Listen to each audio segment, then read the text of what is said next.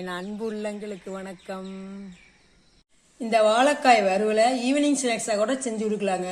சூப்பராக இருக்கும். வாங்க எப்படி செய்யணும்னு பார்க்கலாம். இன்னைக்கு நான் வாழைக்காய் வறுவல் செய்யலான்னு இருக்கிறேங்க. ஃபஸ்ட்டு இந்த வாழைக்காய் வறுவலை தோல் சீவிட்டு கட் பண்ணிட்டு வந்துடுறேங்க. வாழைக்காவை இந்த மாதிரி கட் பண்ணிக்கோங்க. ரொம்ப மெலிசாக கட் பண்ணாலும் வாழைக்காய் உடையும். அதனால் இந்த மாதிரி கட் பண்ணிக்கோங்க. இந்த திக்னஸில் கட் பண்ணிக்கோங்க. வாழைக்காய் கட் பண்ணி தண்ணிக்குள்ளே போடுங்க. அப்படின்னா தண்ணியில் போடாமல் விட்டிங்கன்னா கருத்து போயிடும். அதுக்காக தான் கருப்பாயிரும் கலரு. அதுக்காக இப்போ அதுக்கு என்னென்ன தேவையான பொருள்னு பார்த்துடலாங்களா. சோம்பு கொஞ்சம் வச்சுருக்குங்க. அப்புறம் ஒரு அரை டீஸ்பூன் ஜீரகம் வச்சுருக்கேன். அப்புறம் 3 பல்லு பூண்டு, ஒரு கொஞ்சமாக இஞ்சி வச்சுருக்கேன். இங்கே பார்த்தீங்கன்னா மஞ்சள் தூள், தனி மிளகாத்தூள், அப்புறம் கரம் மசாலா தூள் இருந்தாலும் போட்டுக்கலாம். நான் தனி கொத்தமல்லி அரைச்சி வச்சுருக்கேங்க, கொத்தமல்லி தூள். அப்புறம் வீட்டு மிளகாத்தூள், வீட்டில் சாம்பார் பொடி போடுவோம் அரைப்போம் இல்லைங்களா, அந்த மிளகாத்தூள். நீங்கள் கரம் மசாலா வேணுனாலும் போட்டுக்கலாம். இப்போ இதை இந்த ஜீரகத்தையும் இந்த சோம்பையும் நான் நல்லா ஒன்றும் பாதியமாக தட்டிக்கலாங்க. இந்த இஞ்சி பூண்டையும் ஒன்றும் பாதியமாக தட்டிக்கலாம். ஒரு 2 ஸ்பூன் எண்ணெய் போட்டுக்கோங்க. கொஞ்சம் கடுகு போடலாம்.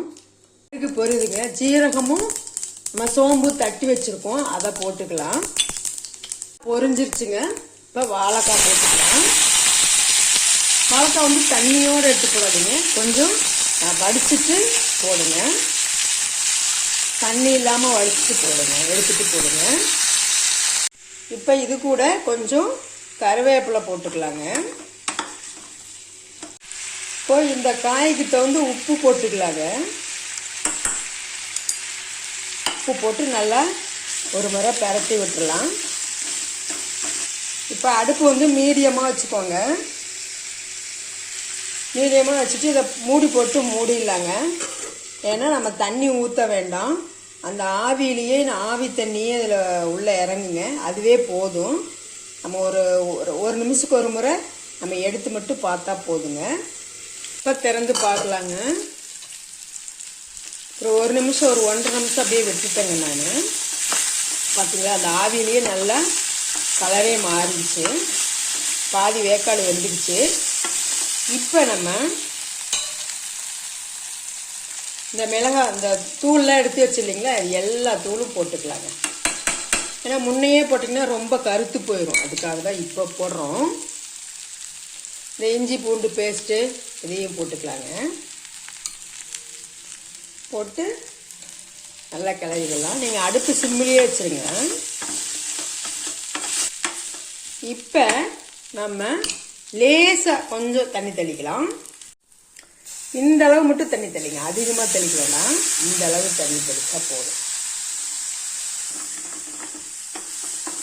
அதிகமாக தேவை இருக்காதுங்க. திரும்ப மூடி வச்சிடலாம். நம்ம அந்த ஆவியிலேயே நல்லா வேகும், அப்பதான் நல்லா இருக்கும். சூப்பரா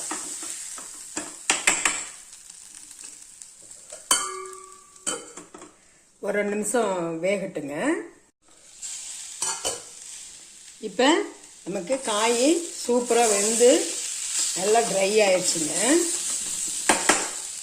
காய் நல்லா வெந்துருங்க. பார்த்தீங்களா, சூப்பராக வந்துருச்சு. நம்முடைய வாழைக்காய் வறுவல் சூப்பராக ரெடி ஆயிடுச்சுங்க.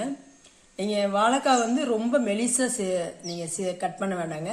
நான் சொன்ன இந்த திக்னஸ் கட் பண்ணுங்க, அப்போ தான் சூப்பராக நல்லா வெந்து வரும். இதுக்கு ஒரு 5 to 7 நிமிஷம் இருந்தால் போதுங்க. டக்குன்னு ஒரு பொரியல் பண்ணிடலாம். காய் இருந்தால் போதும், ஒரு 10 நிமிஷம் தான். பொரியல் பண்ணி ஒரு ரசம் வச்சுட்டோம்னா டக்குன்னு வேலை முடிஞ்சுதுங்க.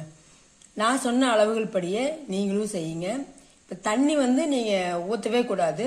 தண்ணி தேவைன்னா, அதாவது அதுக்கு தெளிச்சு வேணா விடலாம். நான் ஒரு கை தண்ணி தெளிச்சேன் இல்லைங்களா, இல்லை அப்படியே உங்களுக்கு காய் ரொம்ப முத்தி போன காய் அப்படியே வேகலை அப்படின்னா திரும்ப தண்ணி மட்டும் தெளிச்சு விடுங்க. தண்ணி ஊற்றிடாதீங்க.